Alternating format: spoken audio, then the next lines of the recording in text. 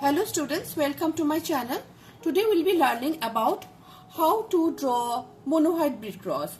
Monohybrid, the word mono, it means one. So by monohybrid cross we understand the inheritance of one gene.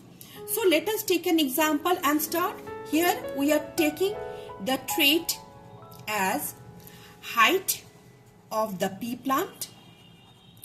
So what will be the possible two condition? The possible two condition will be either the plant will be tall or the plant will be short, which we can also call as dwarf. Now, so let us start with the parent. So here first of all, when we are starting with the parent, we will be taking homozygous parents, where the parent will be either tall, both the alleles are capital, that means it is homozygous dominant, and small t where it is homozygous recessive. Here both the alleles are small letters that represent that it is recessive condition. So what will be the gametes from this? So these are the gametes. Let me write here the gametes. So it is capital T, and here the two gametes will be small t. So first generation we show with the Punnett square. In this way we make a square like this. So this is the F1 generation we are making first of all.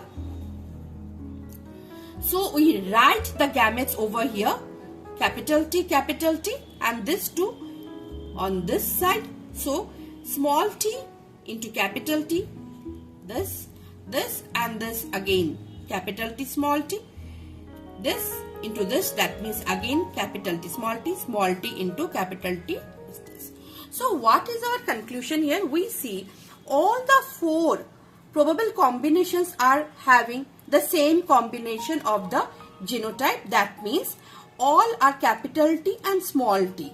So these will result that all the plants will be dominant, will be showing dominant character, that is tall. So tall is our dominant, so all the progenies of F1 generation will be showing the dominant character.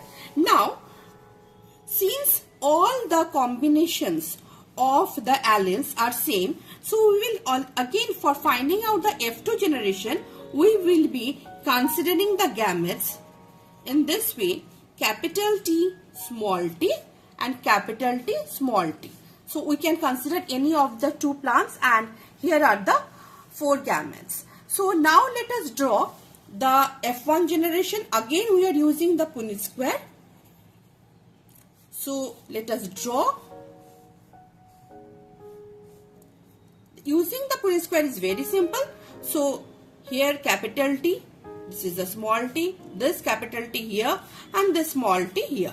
So capital T, capital T, small t, capital T, small t, and small t, small t. So what we see here, what we observe here we can see this is one combination. This is the one combination where it is homozygous dominant. Then the other combination is capital T, small t. There are two combinations of the same type. So it is 2 capital T, small t. And the last one, small t, small t. So what is our ratio here? This is 1:2:1. So this ratio shows the genotypic ratio. This is the genotypic ratio of the monohybrid cross. Genotypic ratio of the monohybrid cross, where it is where we are showing the pairs of alleles. But how the plants will look like? Here as you observe here, 3 combination is having capital T. I mean here, since in the presence of capital T, the plants will obviously be tall. So 3 plants will be tall and 1 plant will be dwarf. Why? Because it is homozygous recessive. So one plant will be dwarf. So our phenotypic ratio will be 3:1. This is our phenotypic ratio at the end of the monohybrid cross. So in this way, after monohybrid cross, we can get both the genotypic ratio and the phenotypic ratio. So students, you can also do the same monohybrid cross using the other trait as well. Here I am using only the height as the trait. You can use other traits as well, like color of the seed, shape of the seed, color of the flower. Anything you have, you can use it. But what will go on changing is only the alphabet that will be you will use corresponding to the trait. You will be changing, and the same process you can do for the other traits as well, in order to show the genotypic ratio and the phenotypic ratio of the other traits as well. So that's all for today. Thank you.